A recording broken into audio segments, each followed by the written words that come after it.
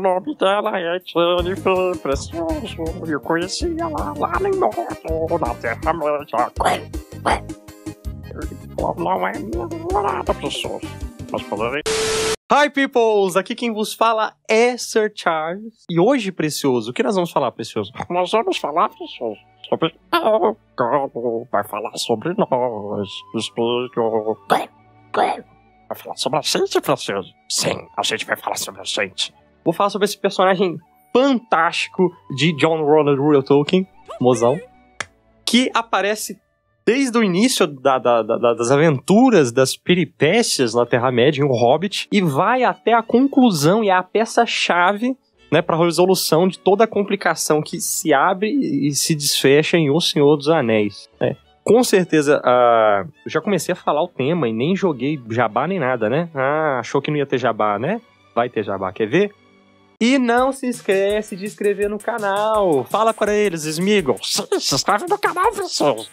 Clica no joinha. Aperta o sininho. Sininho? Que sininho? Qual? Sininho. Do lado do se inscrever, Precioso. E não fala pra eles também que no final vai ter uma piada ruim. Vai ter uma piada ruim, Precioso. Eu odeio essas piadas de hobbits. Não é piada de hobbits, Precioso. É só uma piada ruim.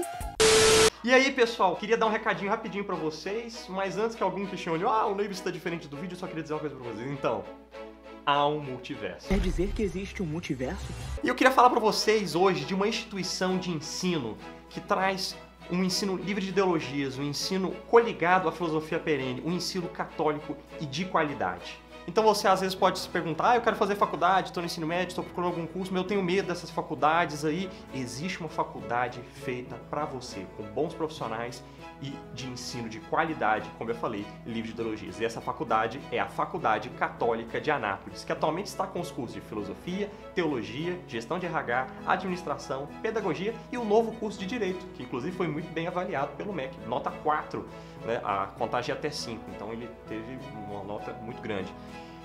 Então são cursos de graduação em que vai te dar uma potencialidade profissional e você vai saber que está livre de qualquer erro. Faculdade Católica, um ensino de qualidade, um ensino católico, um ensino perene.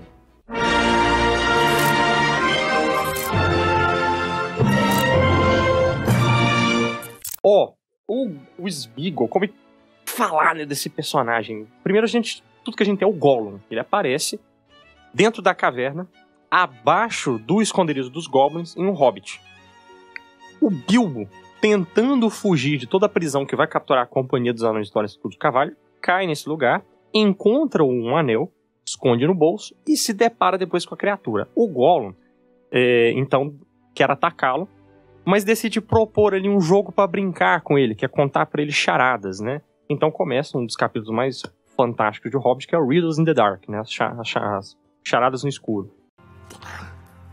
O que é que tem raízes misteriosas?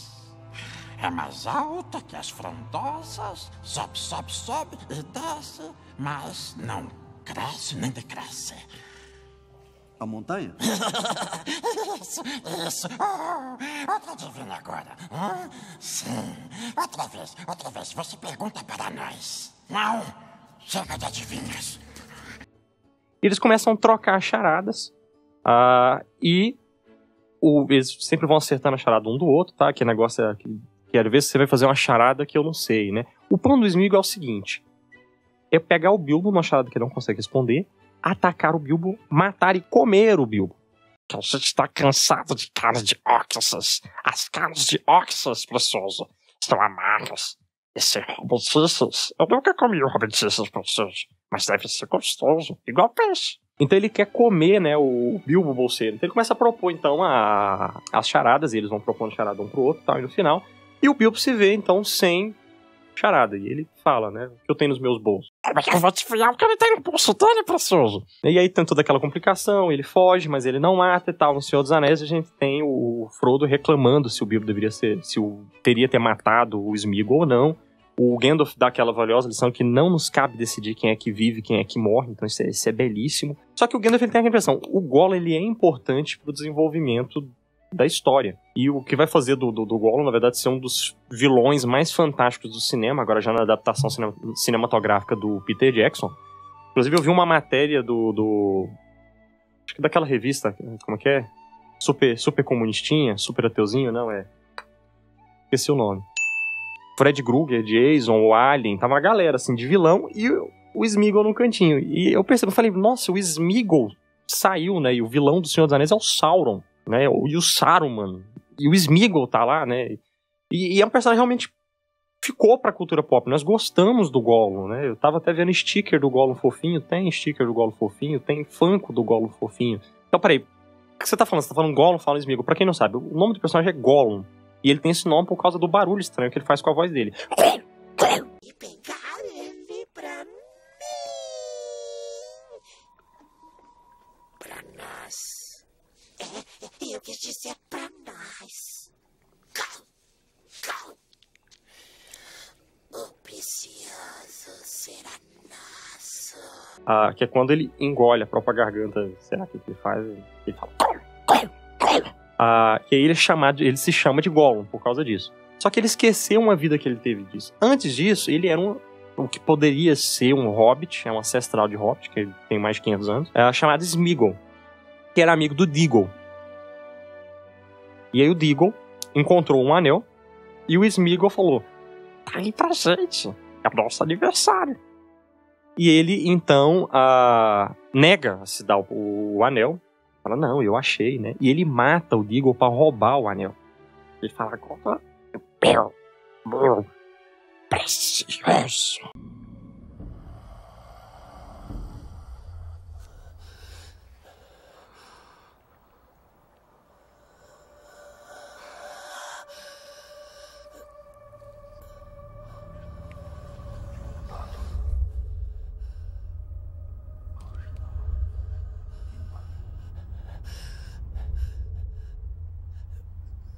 Meu precioso.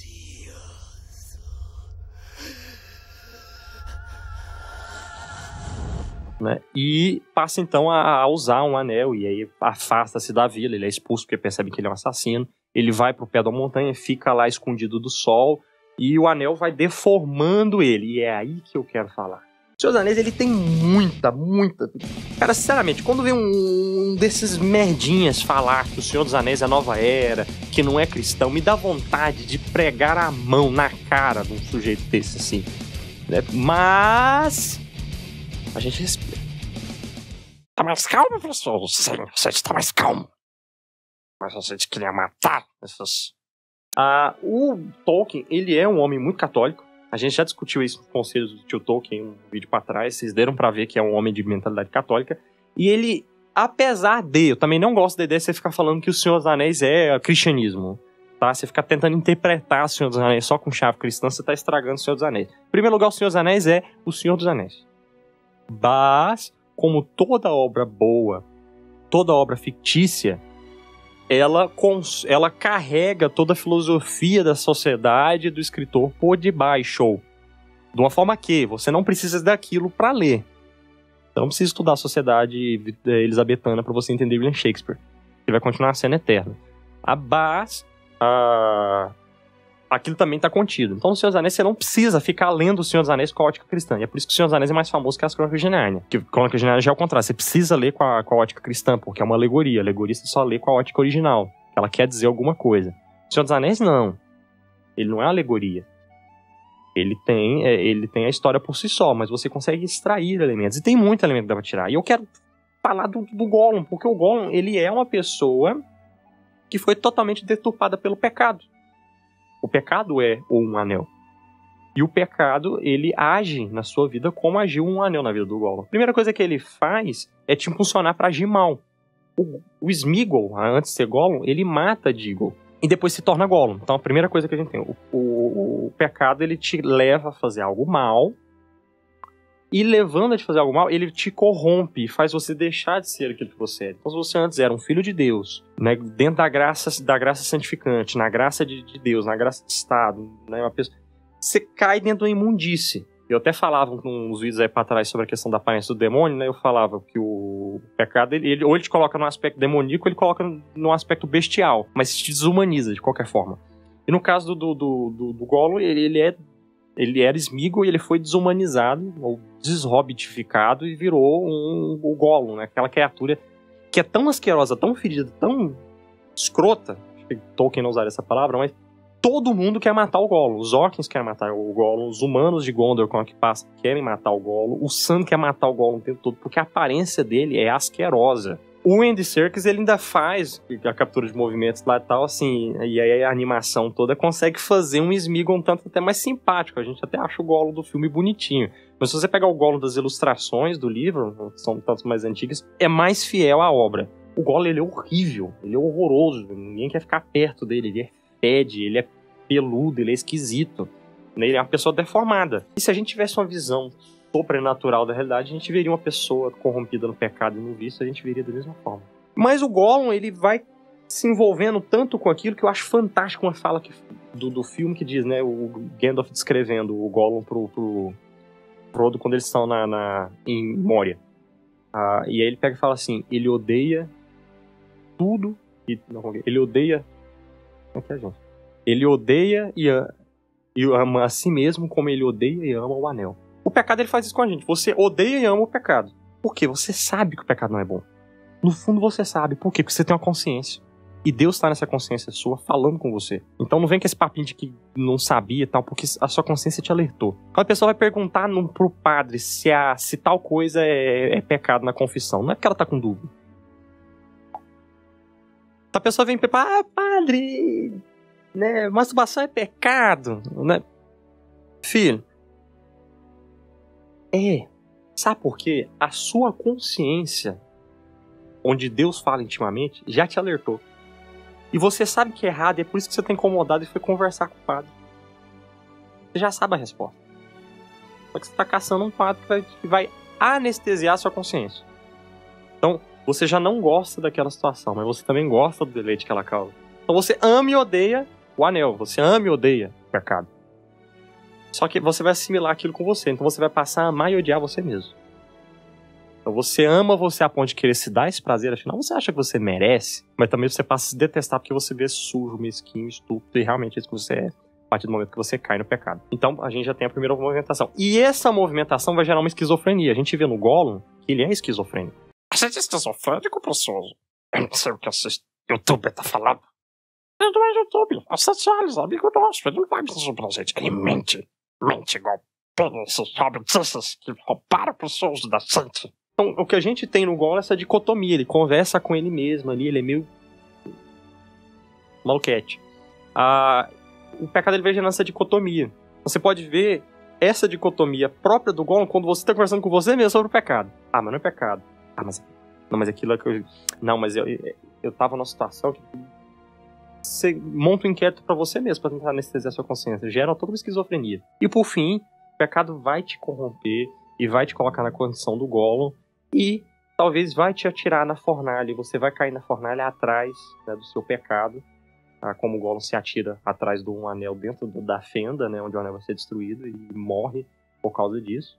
Dentro do plano da divina providência que rege a História dos Anéis foi essencial, porque o Frodo ia cair também, mas aí na luta com o Gollum ele atina novamente para a tentação, e aí se acorda, né, do transe, e aí finalmente o Gollum cai com o anel e se soluciona o problema, porque o Frodo não ia ter coragem de jogar. Mas essa pegada dele, exatamente dele pular atrás do anel, eu quero ser destruído junto com o Precioso, né, eu não posso me separar, ele é meu precioso, my precious, né, então... Quantas vezes, né, a gente cai nos nossos pecados? Eu falava da capa, né, então, no episódio aí pra trás, quantas capas eu tenho de apego ao mesmo tempo, né, quantos preciosos eu fico aí cultuando, né, pecados, eu fico dando volta naquilo, e aquilo vai me consumindo, me desumanizando, e mais do que isso, tirando de mim a graça santificante, aquilo que me faz ser filho de Deus. Eu espero que a gente não se torne como o Gollum, eu espero que a gente não caia na fenda da montanha da perdição. Eu espero que, como Frodo, a gente possa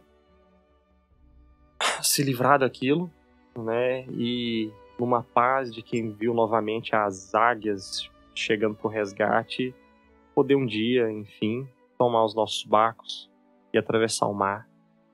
Ou a terra dos Valares, onde tudo começou, e onde eu posso ficar em paz para sempre. Essa é a mensagem que eu queria deixar. Agora, uma piada ruim. Um menino foi na padaria e comprou 14 pães, 2 pirulitos e uma bala. Qual é o nome do filme? Missão Impossível. Pão, pão, pão, pão, pão, pão, pão, pão, pão, pão, pão, pão, pão, pão. Pirulito, pirulito, bala. Por favor, não faça isso. Não. Hora de Chá fica por aqui. Até daqui 15 dias e tchau!